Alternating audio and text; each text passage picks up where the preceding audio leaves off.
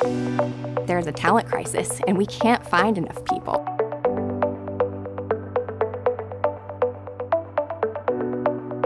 As soon as we started growing fairly rapidly around 2016 and 17, we were having trouble getting people trained. Our leaders said, hey, give me somebody with 3 years experience in iOS and Android programming. There were no people with 3 years that a little company like us could recruit. So we said, we're gonna have to train them. Jobs here, like in other companies, are tremendously specialized. Our software is different, our culture is different, and if you just have somebody come in and haphazardly train them, it's going to be a long road to get people up to speed. In the past, Arvest has very much gone in kind of a just-in-time recruitment process. So as we have a position open up, we went to the recruiting market, tried to find the skill set, and bring them into the Arvest associate team. It worked well for a number of years, but what we're seeing is that the competition for talent and recruitment has increased dramatically. The talent model is to go for people who already have all the skills in their back pocket.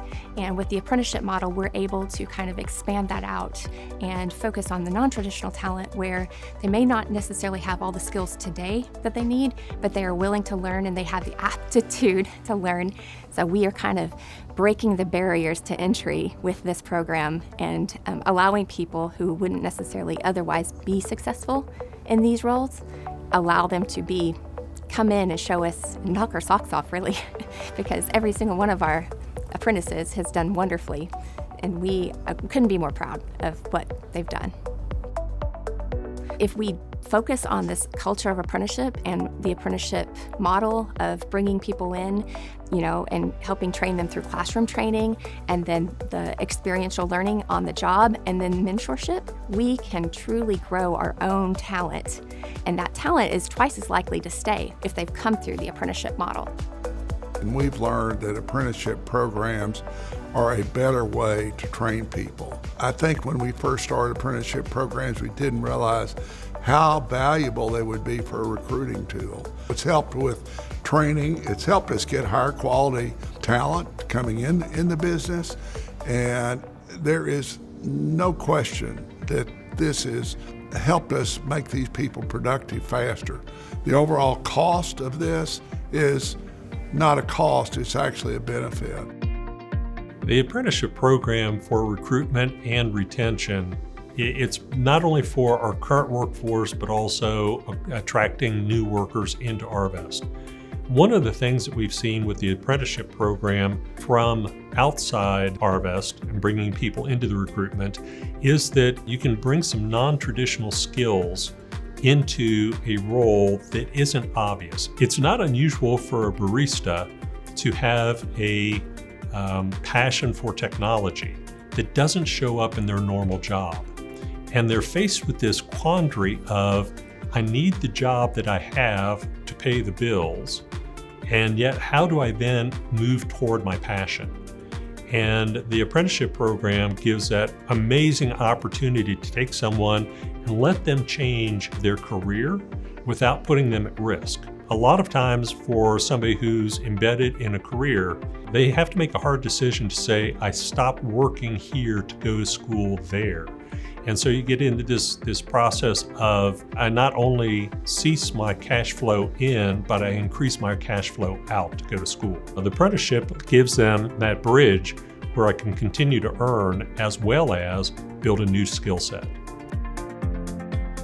Apprenticeships are such a great model for IT and tech because it's an ever-changing world. Apprenticeships really allow for those in-seat incumbent workers to stay current on new technologies and new skills that they didn't possess when they graduated. And also for those non-incumbent workers that are new to role, it's a great opportunity to get into a role and advance your career. Not everyone knows what they want to be at 18 or 22 or 24, or maybe they did, and then there was roadblocks or barriers that prevented them from getting into that field. And apprenticeships are all about what you can do now and what you can do in the future. It's worth it. It taps into another talent pool that is untapped into, that there's a wealth of people out there that can perform your job that you may not think that can. The role of the Arkansas Center for Data Sciences is very strategic as both an intermediary on behalf of the employers in the state of Arkansas who are really concerned about this tech gap between the demand for IT and cyber tech talent and the supply of that talent. Because that was the mission of a nonprofit organization, what we've been able to do is act as the intermediary and the sponsor for Registered Apprenticeship in the state of Arkansas for IT occupations. What that has allowed us to do is to be able to eliminate all the barriers to entry for employers to look at Registered Apprenticeship and say yes versus looking at it and saying no. We act as the interface to the Department of Labor. So companies don't have to be their own sponsor. They don't have to worry about the paperwork. We manage the project implementation for them. And that's an additional piece that a lot of companies say, I don't have a resource to do that, especially the first time. The relationship that PeopleShores has with the state of Arkansas has been amazing. I've experienced nothing but like an open door policy. From the governor's office to Department of Workforce Services, Office of Skills Development, ACDS, everyone has really just embraced PeopleShores. It's very important to partner with people. Partner with companies that have done it previously. And I've been working closely with both the Office of Skills Development and the Arkansas Center for Data Science, just learning more about it and bringing it here. I would say if you're interested in starting an apprenticeship program, do it. The positivity of the individuals that you're able to bring in that want the training, that see this as an opportunity, has been amazing, and we wouldn't have experienced it without the apprenticeship program. My advice to anyone considering a program would be get out there and do it. Get your first class going, learn from it. I think some of our best advocates are our graduate apprentices, and then their managers who are seeing the benefit of getting a skilled workforce and upskilling our current associate base.